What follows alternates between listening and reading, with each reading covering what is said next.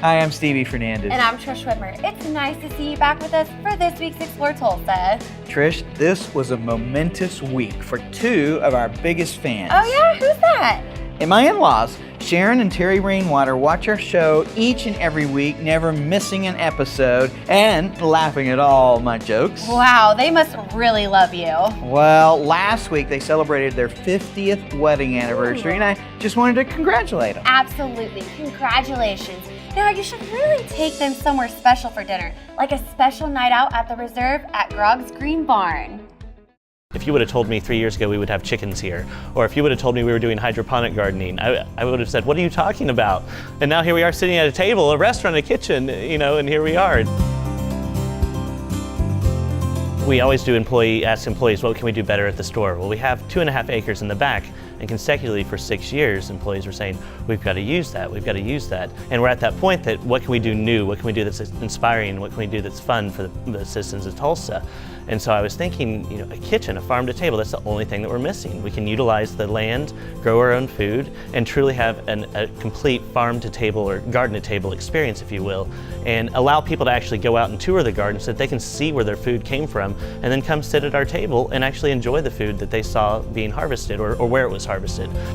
We just felt like it was a great connection because we're already talking about seed to harvest, and now we can do harvest to your dinner table. And a lot of people question on how can I make kale taste good, or how do I make my own homemade pickles and that sort of thing. So this will just be a great opportunity for us to do that. We have all of our gardens out back are all chef gardens basically.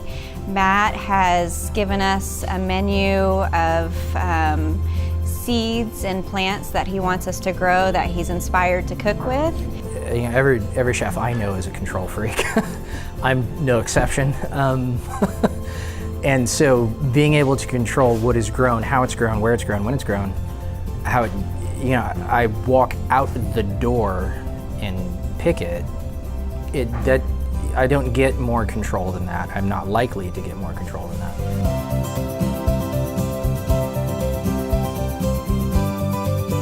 So we do a lot of education. So on Saturdays at 1 o'clock we have free classes every weekend, and it's all education on how to garden, what to do. And so we've taught people how to sow their seeds. And then you get to this crucial point of harvesting, and I can't tell you how many times we've heard, I've got all these cucumbers or all these tomatoes, what do I do? And so we hear that all the time, and it's just, well, why don't we teach them what to do? And so that's also kind of the inspiration behind the Reserve at Grog's Green Barn. We don't want to set a pretentious atmosphere, but we can have delicious food served to us. Each dinner will have at least one, meat-based entree sort of dish that we're sourcing from local farms as well. All of our dairy and our meats and things are all sourced by local farmers, and as well as our beverages. For me, a really good measure of someone's cooking ability is how they handle vegetables. And so we'll be seeing a lot of vegetables because we have the most space to grow that. When they leave our store with their plants, with tomato plants, with lettuces, they're going to be in their garden and they're going to harvest, they're going to walk inside, and they're going to put it on their table for the children and their family. And so we wanted to take the work of the cooking out and let them experience that firsthand, and maybe they can get some inspiration.